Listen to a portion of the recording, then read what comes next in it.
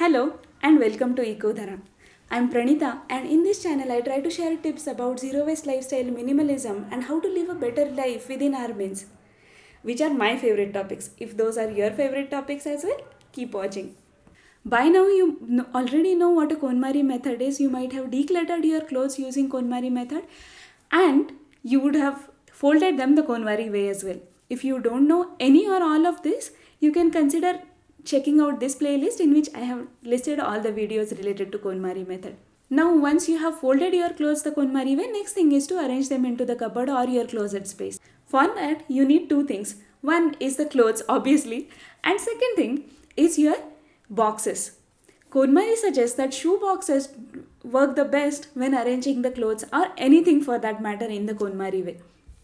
I use shoe boxes as well. Along with that, I use any and every type of box that I can possibly get my hands on. You can see here I have used Amazon delivery box, I have used the laptop cover, crockery boxes. I have also used the sari covers that we get in India everywhere.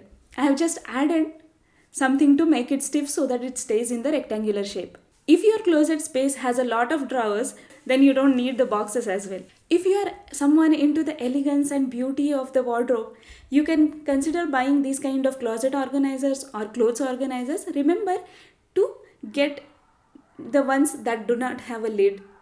Idea is to be able to see everything from the top when you are looking it at a glance. The clothes that are too flowy like satin clothes or the clothes that are too stiff like blazers and all, it's better to hang them onto a hanger. When hanging the clothes, KonMari suggests that hang them in such a way that they rise towards the right.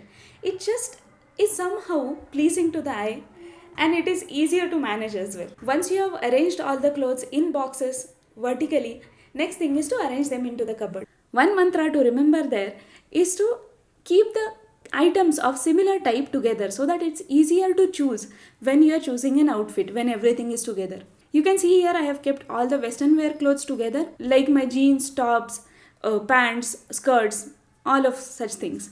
Then I have kept Indian daily wear like kurtas, pajamas and leggings, all of those things together. In the third and bottom section, I have all my daily wear clothes which I wear at home. Behind those, even if you can't see those, there are all the functional wear or occasional wear clothes that I have arranged inside, like kurta pajamas that we wear at the wedding, let's say. I have a drawer in which I have arranged all my inner wears, my socks and my spaghettis, basically.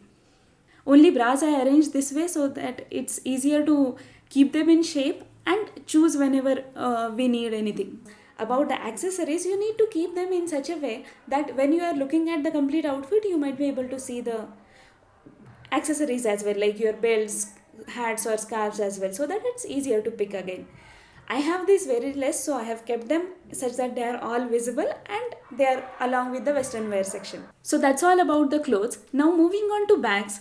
KonMari says that the best way to arrange the bags is one bag inside the other one by keeping their handles out. It keeps the bags in shape and it also makes easier to choose the bag with your outfit. Moving on to shoes. Once you have decided which shoes you want to keep, next thing is to arrange them into the shoe rack. Now I have one open shoe rack and one closed shoe rack.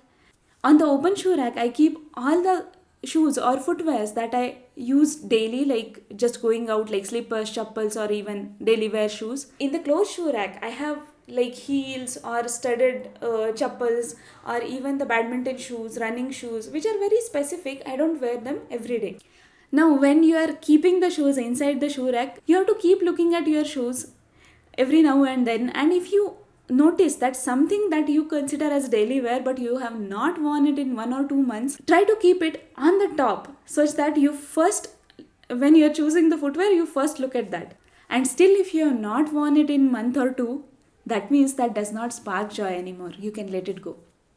So that's all about the bags, clothes, shoes section. If you find my videos useful, consider subscribing and share with your friends, family and others as well.